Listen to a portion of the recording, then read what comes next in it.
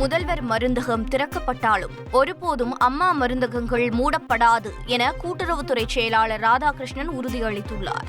திருச்சியில் ஆய்வு மேற்கொண்ட பிறகு செய்தியாளர்களிடம் பேசிய அவர், உணவு பாதுகாப்பு திட்டம் உன்னதமானது என்பதால் ரேஷன் பொருட்களை யாரும் கடத்தக்கூடாது என கேட்டுக் கொண்டார். முதல்வர் மருந்தகம் அப்படின்னு ஒரு புரட்சிகரமான ஒரு திட்டத்தை அறிவித்திருந்தார்கள்.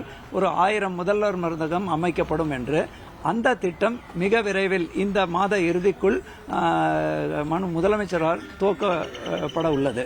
கூட்டுறவு மூலமா 2 வகையான மருந்தகங்கள் செயல்பட்டு வருது. ஒன்று கூற்று ஆல் ஏற்படக்கூடிய மருந்தகங்கள், இன்னொன்று அம்மா மருந்தகங்கள். இது ரெண்டும் தொடர்ந்து செயல்படும். 368 ரூபாய்க்கு ஒரு நல்ல கம்பெனியில் விற்கக்கூடியது கூற்று மற்றும் அம்மா மருந்தகத்தில் 320 ரூபாய்க்கு கிடைக்கும். அதே காம்பினேஷன் வேற கம்பெனியில் 57லேருந்து 125க்கும் கிடைக்கிறது. அதோடையும் குறைவாக ஜன் ஔஷதி கேந்திராவில் கிடைக்கும். அந்த ஜன் ஔஷதி கேந்திராவில் கிடைக்கிறதோடையும் 10% குறைவாக இங்கே கிடைக்கும். ஒரு உன்னதமான திட்டங்க உணவு பாதுகாப்பு.